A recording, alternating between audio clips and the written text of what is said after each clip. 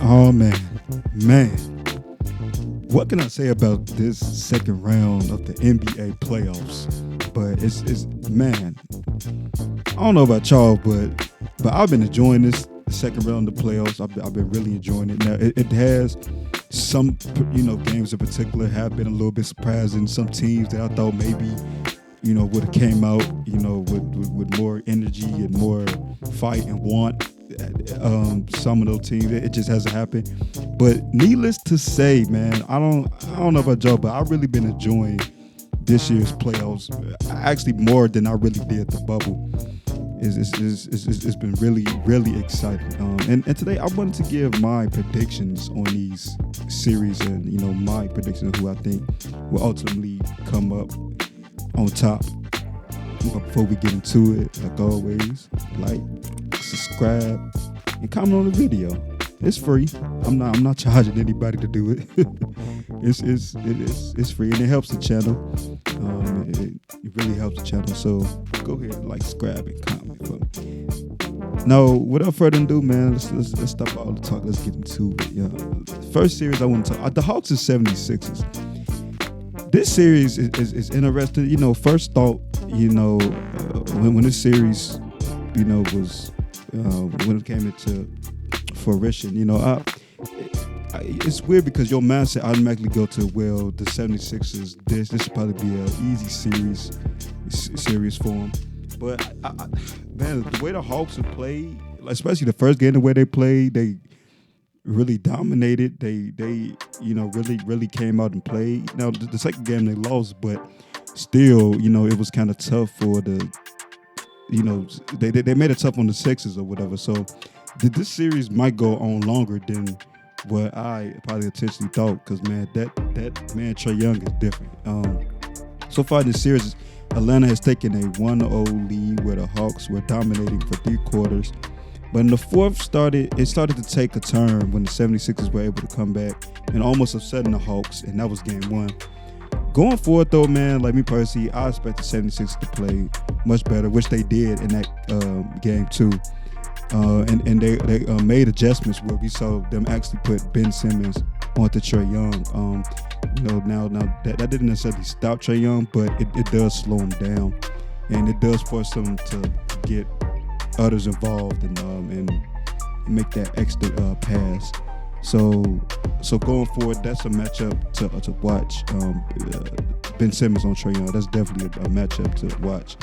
And also, man, hopefully Joel Embiid need doesn't affect him as much going forward, as he is, of course, a pivotal piece in this series. With that being said, though, man, I think I'm gonna have to say the 76ers in 6 games.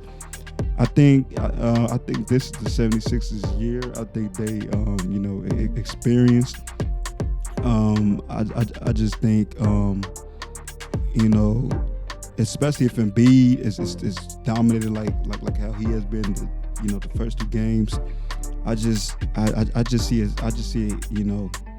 tough for Atlanta to come up on top. So me personally, I got the 76ers in 6 games. I think Atlanta will give them the fight. And Atlanta's going like for years to come. Atlanta is going to be there, man. Atlanta fans, y'all should be happy about this team. This team is going to be there. They're really good. But for this series, I got the 76ers coming up on top. Next, Bucks are next.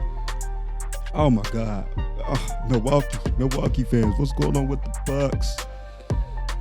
The Bucks was a team where maybe I still probably had the Nets in this series, but the Bucks was a team where I thought for sure that this was going to be must-see TV. I had the popcorn ready. I thought this was going to be must-see TV.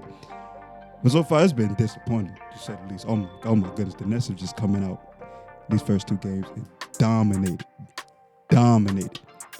The Nets in this series have they took a 2-0 lead in the series and winning game 2 in dominating fashion, with the score being 125-86.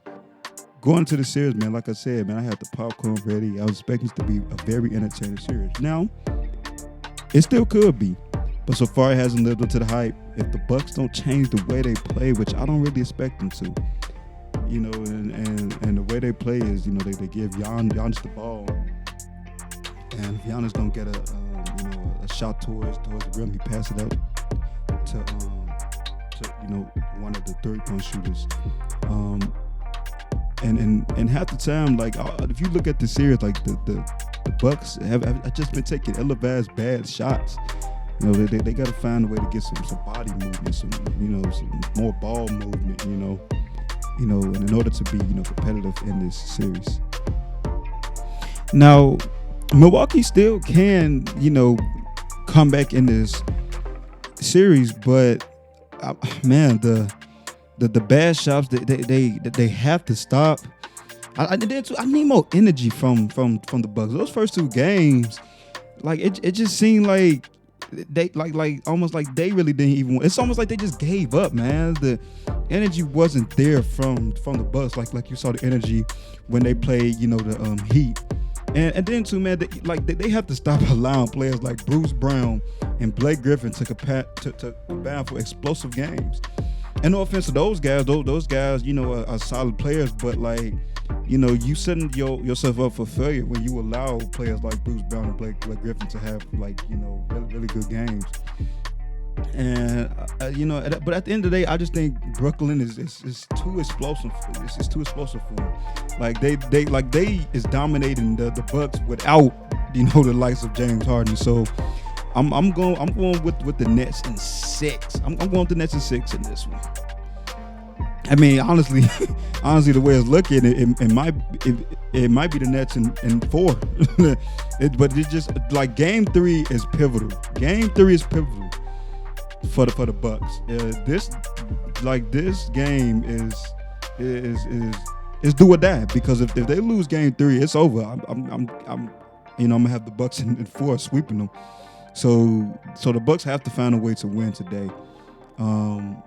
Honestly, I might even have the Nets in 5. It's just, man, it don't look good for the Bucks. This Brooklyn team is it's unfair. It's unfair. But next up, Suns and Nuggets. Now, unlike the Bucks in next series, this matchup should not disappoint, even though it was kind of disappointing seeing the way the Nuggets played last night and how the Suns just obliterated them. The Nuggets, the Nuggets is still a good team, but I think this just might come down to, now we might finally see, due to the injury to Jamal Murray, now we might finally see that, overcoming a team like the Suns might be too much for the Nuggets, because they missing, they other, star player. But I mean, I don't know. I still think this is going to be a good series, even though now the Nuggets are down 2-0. And man, Booker and I'm sorry, I gotta talk about Chris Paul. Chris Paul is special, man. Like I remember in the past, like Chris Paul always garnered some hate, but you can't hate on this man in the playoffs. This man, Chris Paul, is balling. He has weapons around him. He's really showcasing why he is one of the best leaders in this game. Like every team he has been on, from Oklahoma to even Houston, like he just been a leader, and he just, like, every team he's played for has gotten better, has improved, like dramatically. He took this Suns team that was always low in the West. They was the lower seeds, and man, he got them what, second. Like Chris Paul is a leader, man, and I think that this series, I think it's going to go down to the wire. Now, see, I don't know, because the way the Suns have played, the Suns are looking like they could probably win this in 5 or 6. Man, it's I don't know. Like once again, the same. As far as the Brooklyn and Bucks series. Like for the Suns and for the Nuggets, this series is do or die for them. Game 3 is do or die for them. Nuggets have to find a way to win Game 3. The Nuggets are at home. The crowd gonna be on their side. They have to find a way to win Game 3. So in this series, at first I said Denver in 6 games, but Game 3 is what's gonna really tell me and how I'm gonna sway with this series. But so far, the way the Suns playing, I might have to say the Suns take it in 6. I might have to say Suns in 6 now. I might have to change my original thoughts where I had the Nuggets in 6. Oh my God, like the Suns have just been unbelievable. I might have to go Suns in 6. I might have to go Suns in 6. It just like I said, like game 3 is pivotal. Like game 3 is really gonna tell me, if the Suns are really, true and legit. But if the Nuggets find a way, then I feel like the Nuggets are definitely back in the series. But so far, it's bold. I think I got the Suns in 6. Clippers and Jazz, the last series. Now, this series in particular might come down to the wire, as the Clippers and Jazz are set to. They played game 1 tonight, where we saw the Jazz just come out like during the fourth and really take over and take charge. But I mean, me personally, I think this series is going 7. Just like how the Clippers took Dallas 7. I think this series is going 7. And man, this is tough. I wouldn't want to bet on this series. This is oh my goodness, this is tough. I think the Clippers come out in 7. I think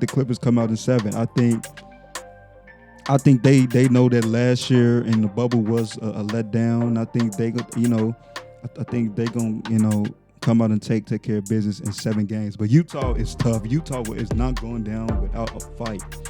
Utah is a tough team, man. A tough team. Hopefully they can get Mike Conley back. Hopefully he doesn't miss too many games. Because oh my goodness, if Mike Conley can't come back, like even though they did win game 1 without Conley, but I don't see that continue, especially if Conley cannot go. But I think for this one, I'm gonna have to. I think I got the Clippers in 7. Now that's gonna be it for me. Now leave in the comments some predictions y'all have and some bold takes y'all have. I love dialogue. And I will be replying to y'all comments because I just love interacting with people. So yeah, leave in the comments some of y'all predictions for the second round. Leave a like, subscribe. It's free. I'm not charging nobody. I'm not charging y'all. It's free. Leave a like, subscribe. It helps the channel. And man, that's gonna be all for me. And I will be back for the Eastern Conference Finals and Western Conference Finals and make my predictions. And I definitely will be back. And that's why I said leaving a like. It actually tells me that you guys like this type format thing I'm doing. So it gives me ideas on what you guys like as far as content. So that's gonna be it for me. We out.